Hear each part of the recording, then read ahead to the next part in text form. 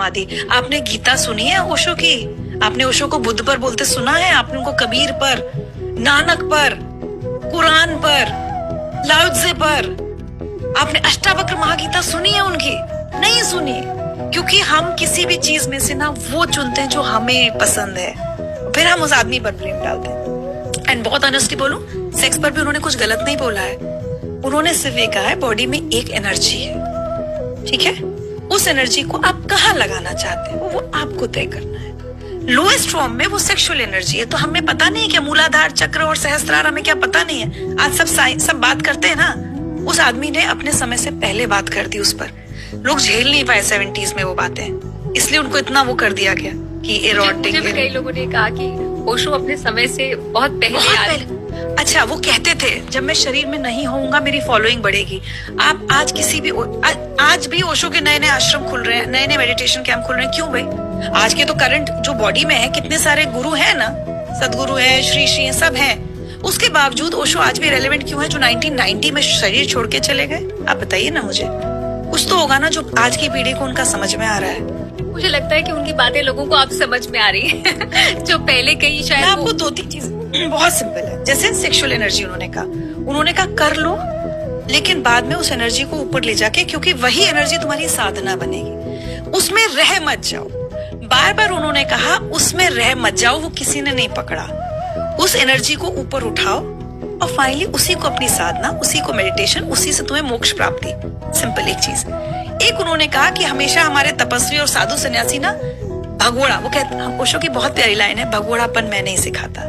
कबीर भी तो कहते थे meditate in the market place. मैं लोगों को कहती हूँ मैं ओशो सन्यासी, तो कहते सन्यास मतलब क्या? सन्यासी ये नहीं, उन्होंने कहा जो है तुम्हारे पास उसका भोग करो। शानदार गाड़ी है ना, उसको अच्छे से यूज करो, बस गाड़ी तुम्हारा उपयोग ना कर पाए इतना होश में करो। आपने कहा ना ओशो से क्या सीखा रिचा? होश में रहना सीखा। मेरे पास आज जो कुछ है मैं इस होश में जीती हूँ कि कल ये नहीं होगा। मेरे गणपति पे आज बहुत अच्छी बातें बता, हर लोग मीडिया में सबको पता होता है कि इनकी गणपति पे तो हर दिन बहुत भीड़ आती है, मीडिया वाले आते हैं, सेलिब्रिटी आते होते। मैं हर गणपति पे जाते आते कहती हूँ, उनसे कहती हूँ कि जब तक रखवा रहे हो, मतलब जब तक तुम आ रहे हो और इतना सब मेला चल रहा है, उस मेले से डिटैच होके रहती हूँ मैं। तो ओशो का एक बहुत प्यारा कोट है, what which you can carry and all of you can be attached in a very detached manner. रिश्तों से भी, अपने बच्चों से भी, आप बच्चों से अटैच्ड रहो इन अ डिटैच्ड मैनर कि एक दिन इन्हें जाना है। ये सोफे पे मैं बैठी हूँ, एक दिन ये सोफा नहीं होगा। जिस आप ऑडी में घूमती हो, आप मर्सिडीज में घूमती हो, आप सिटी में घूमती हो, एक्सयूवी में, किसी में, वो एक दिन नहीं होगी आपके पास। न कुछ लेकर आए हैं न कुछ लेकर जाएंगे। बस आई थिंक मैंने ओशो को नहीं पढ़ा है रिचा, लेकिन मेरी फिलॉसफी बिल्कुल यही है जो आप कह रही हैं कि attachment with a sense of detachment. So glad की एंड अवेयरनेस भी। ये शरीर है, ये शरीर आपको पता है, यही सबसे शायद इंस्पायर हो कि मैंने डिसाइड किया है मैं अपने बाल नहीं रंगूंगी, ठीक, मैं बाल कलर नहीं करूंगी, मैं अपनी स्किन में कोई वो बोटॉक्स फिलर्स में नहीं करूंगी। आई थिंक ये कुछ रिचा नाम वालों का कनेक्शन है। आपने भी सोचा सेम थिंग।